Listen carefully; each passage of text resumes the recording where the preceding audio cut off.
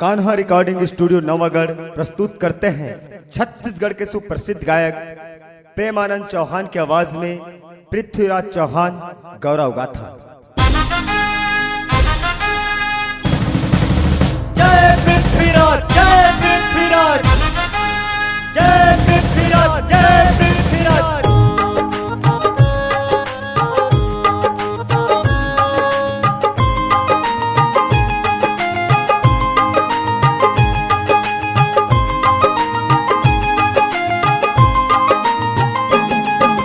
सबले पहली माथ नवावो हाथ जोड़ के तोर गणेश अपन वंश के गौरव गाथा। मेरे सुनावत हवे रमेश अपन देश यौ अपन धर्म बर। जीना मरना जेकर काम जब तक सूरज चंदा रहते अमर ओखरे नाव पराक्रमी योद्धा बलिदानी। भारत के आखिरी सम्राट पृथ्वीराज अमर हवे जगमा। ऊंचा राखे अपन ललाट जय हिंदू पति जय दिल्ली पति।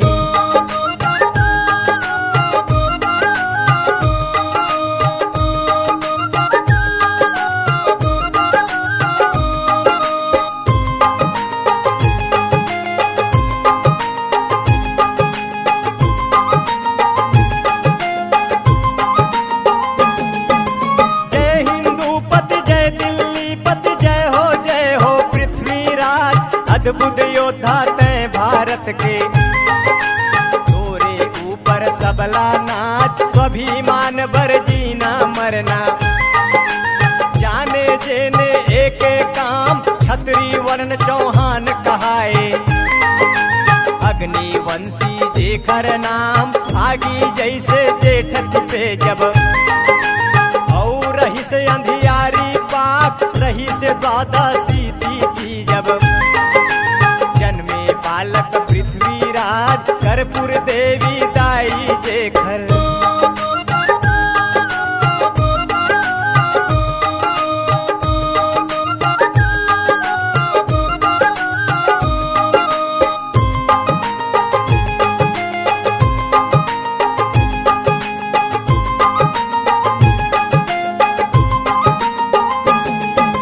कर्पूर देवी दाई जेखर ददा रही से सोमेश्वर राय रही से घात सुघर वो लैका।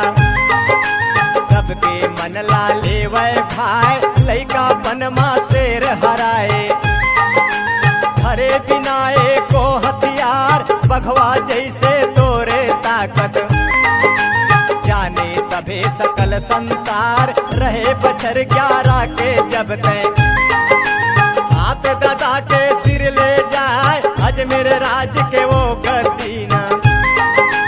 नाने बन ले तय सिर जाए अंगपाल दिल्ली के राजा।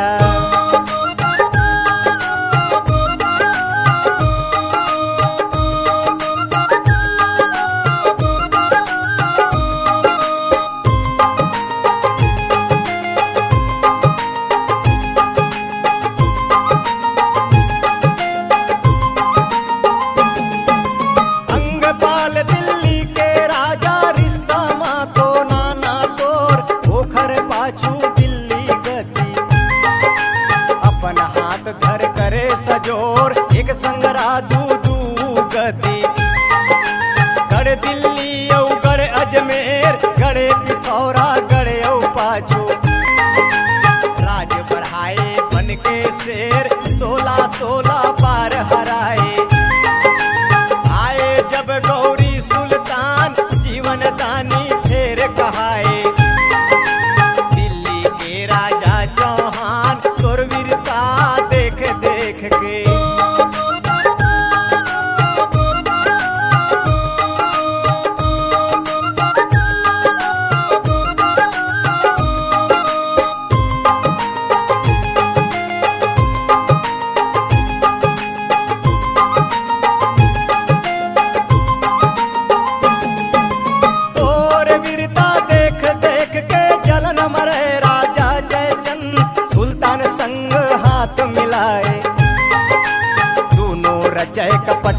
फन, हाथ धरे हथियार कपट के। फिर आए गौरी सुल्तान, पीठ दिखा के घात करे जब। बंदी बन गए तब चौहान, पृथ्वीराज चंद्र बरदाई। नान्हेपन के रहे मितान, दोनों संगीला बंदी कर। अपन देश ले गए सुल्तान, खड़े खड़े सुल्तान सभा जब।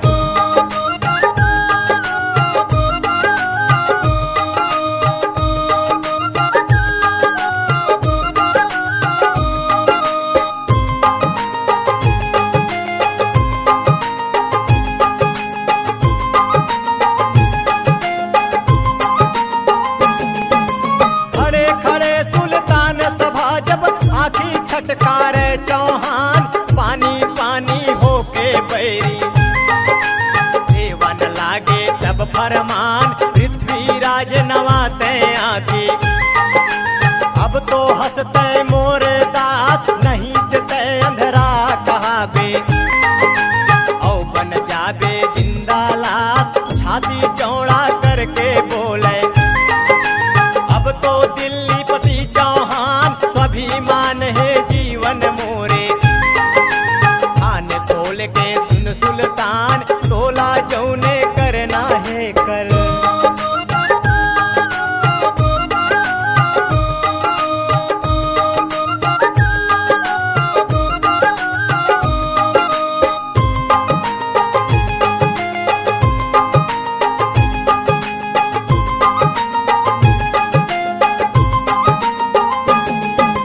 तोला जौने करना है कर, आँखी झुके नहीं सुल्तान। बार बार हारे हंस बैरी, कभो न जाने तय पहचान। दोनों आँखी अपन गंवाए, कभो न टूटे ओ चौहान। बने अंधरा होके आगी, बदला लेके ले बैठान। कहे चंद्र बरदाई जाके, सुनो सुनो ओ सुल्तान, बिन देखे वो बाण चलाते। ऐसन वीर हमर चौहान, बड़े अचरज वो गौरी माने।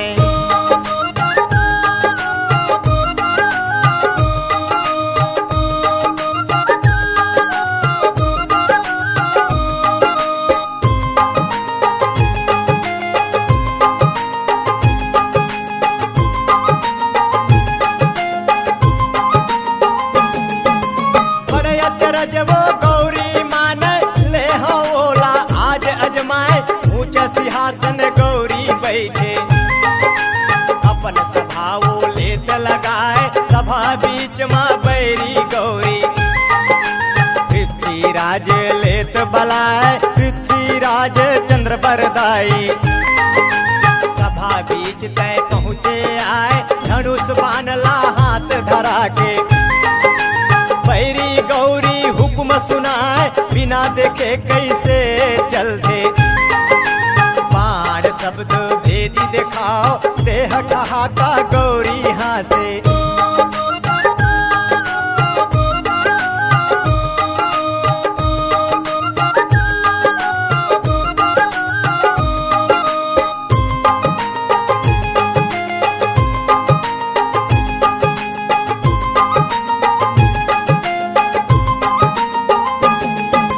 देत ठहाका गौरी हासे। तब बरदाई अवसर जान, गौरी के मरना पक्का अब।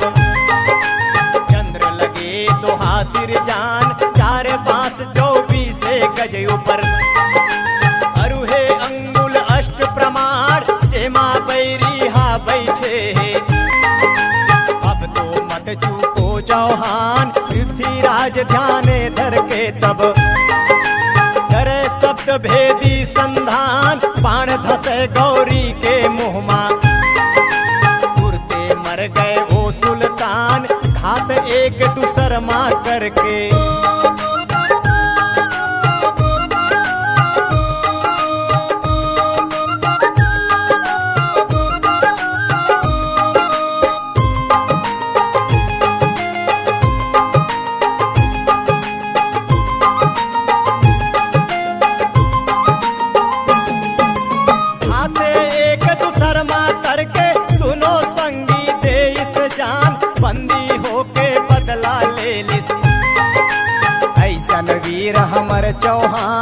अमर हवै यौ अमर रही। दिल्ली के राजा चौहान स्वाभिमान बर जीना मरना, होगी अब हमरे पहचान जेखर सही दे के बादे हम। नवा ठिकाना खोजे आए चारों कोती देश धरा के, अग्निवंशी बिखरे जाए छत्तीसगढ़ धरा मायाए।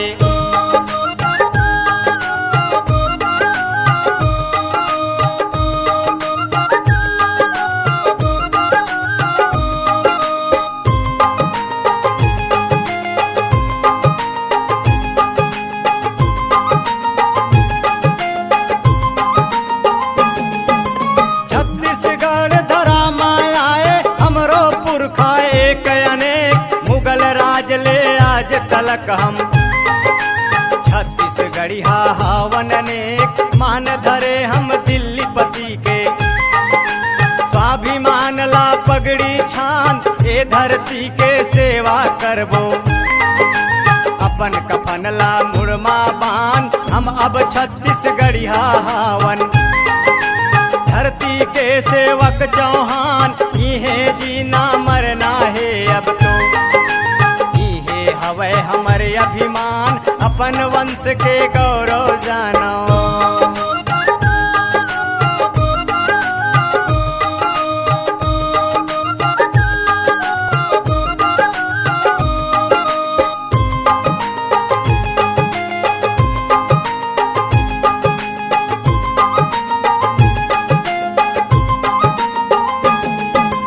अपन वंश के गौरव जानो, लइका बच्चा सबो सियान वंश पताका सब फहरावो।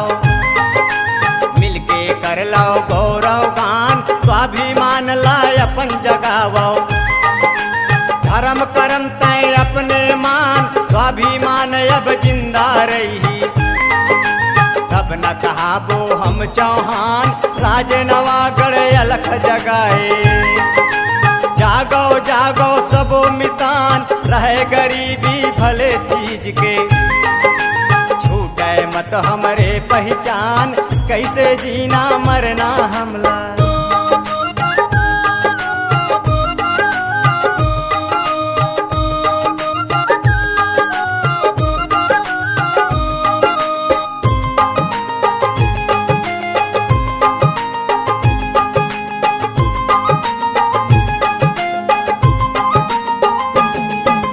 कैसे जीना मरना हमला, हमला पृथ्वीराज बताए।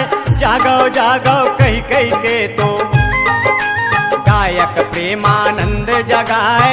घेरी घेरी गुण लगावे छंदकार रमेश चौहान सतानंद झंडा फहरावे। जागो जागो सब चौहान छत्तीसगढ़ माय अलख जगा लो। छत्तीसगढ़ के सबो चौहान